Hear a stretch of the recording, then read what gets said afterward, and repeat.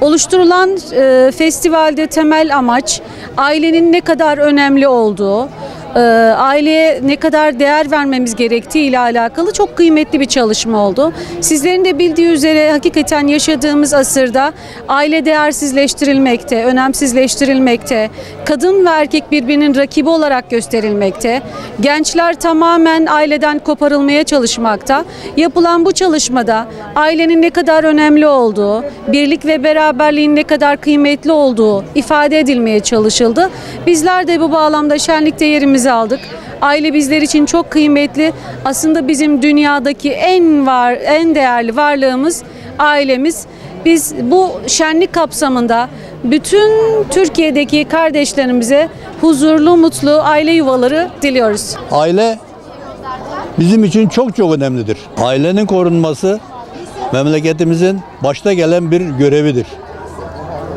Aile temel taşıdır. Ailenin varlığı olmasaydı ne olacaktı? Genç nesil bitecekti ve gittikçe vatan yaşlanacaktı. Eskiden hürmet, sevgi, saygı, komşuluk ilişkileri çok daha iyiydi. Şimdi herkesin elinde bir telefon, başka da bir şey bilmiyorlar. Bir toplu taşıma aracına bindiğin zaman gençler oturuyor, yaşlılar ayakta duruyor. Hiç kimse kalkıp da ben yer vereyim, saygıda, sevgide kusur etmeyeyim demiyor yani.